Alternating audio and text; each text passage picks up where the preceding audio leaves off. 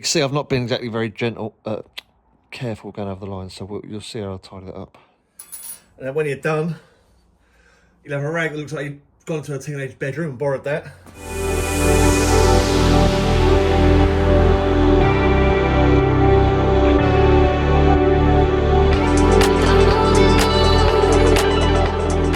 Very quick video today. Bit of a Marmite subject. You either like it or you don't, and I'm referring to painting the lettering on your bike's tyres. Now, for my particular colour scheme, style, I think it adds to it. Being I've already got the white on the rim, I've got the white logos, and you know I've got white accents everywhere. And being it's a Diablo Rosso, I think it just ties it all in. It's a very cheap, very quick mod. Good old Amazon. I've gone for white paint pens, but you can get other colours: red, blue, green, yellow, pink, so forth. You know, think of it, it's there. So I think they're about £4 or £5. I'll put a link in the description. A snap-off blade comes in very handy, and a rag. It's all you need. You can get stick-on letters, but I don't quite like them because you're sticking lettering over the top of lettering that's on your bike. But I think these are quite nice tyres, and once it's done, I think yeah, it's a good look. So let's see how I do it. So I got a pack of 4. It worked out cheaper, but when they come, obviously you've got to get them all primed up. So that's getting ready to go. So what we're going to do, we're going to give it a good shake up. Oh, it fell off. And then we're going to prime it till the paint starts coming out. So there you go.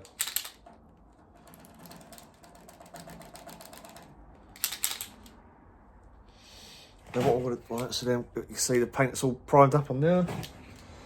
And then we don't want excess paint coming out of the nib. So I'm literally, whenever I've got too much paint on the pen, I'm just going to roll it. Oh, you can see, I'm just going to roll it like that, just take the excess off. So I'm just going to start up here on the D.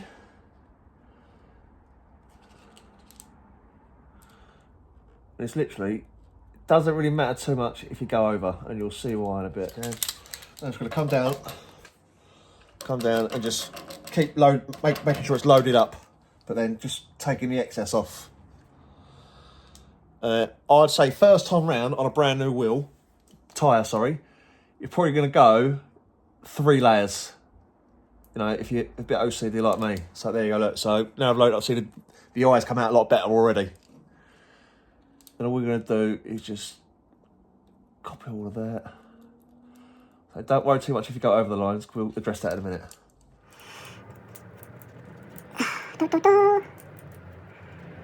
Nice.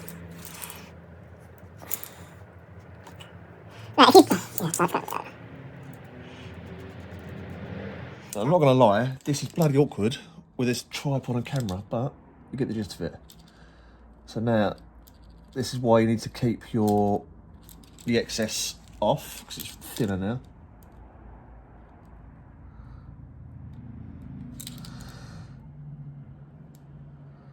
So I'm not trying to be too careful because I could neaten all this up afterwards. So, right, so come out a bit. So I think it looks better already. We haven't even, yeah, nice. Now, if you've got a bike lift, this does make it 10 times easier.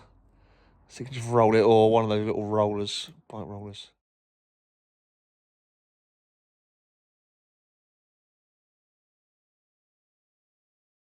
But you can see I've not been exactly very gentle, careful going over the line, so you'll see how I'll tidy that up. So I'm not trying to go too thick on the first layer, because I just want to build it up so it stays on. I think we can all agree I haven't been exactly very neat there. And once that dries, you'll see how I neat it up. So I've done 2 passes. I don't think you'd want to watch me do it again. So what I'm going to do is cheat. I'm going to get a heater out just to dry it a bit quicker. And then I'm going to do a 3rd pass. And then we're neaten up the edges. Excuse the mess. I think yeah, it looks a bit better. Yeah, it looks a bit better. I don't know why I'm talking at a high voice. So zoom out, it looks a bit better than it. So this is how it looks after painting 3 times. So that's 3 layers. Look, the Pirelli's absolutely, I've gone all over the lines here. Would you believe it? Yes, my tongue was poking out whilst colouring. So, snap off blade. 2 there. Now once you can touch it without leaving a fingerprint, it's dry enough. So I've put a heater on this, just go on to speed up for the video. What I'm going to do with a sharp edge. Sorry about that, I hope you can still see it, yep. Just going to get this all nice and neat. Again, I have been a bit cack-handed because I've got a camera and a tripod in the way. I'm just scratching off the excess. I'm not trying to cut the tyre. So I'm going to do the rest. And I'll come back to you once I've literally done this around all of them. So that's now had 3 coats. And then I've gone round and scraped off all the excess. And I think that's come out all right. If you take off too much, it don't matter. You can just touch it in. So if we bring around the Pirelli side, which is really bad, give us a...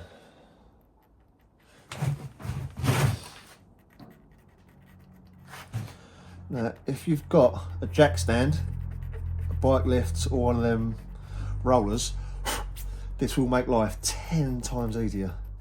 And yes, there is lots of tongues poking out right about now. Yeah.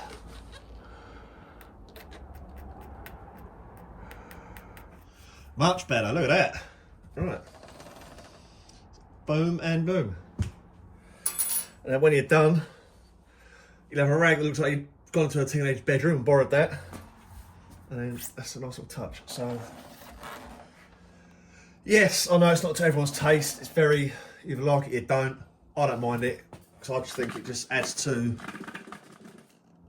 the look of my bike. So we're all done. And I think that looks a lot better.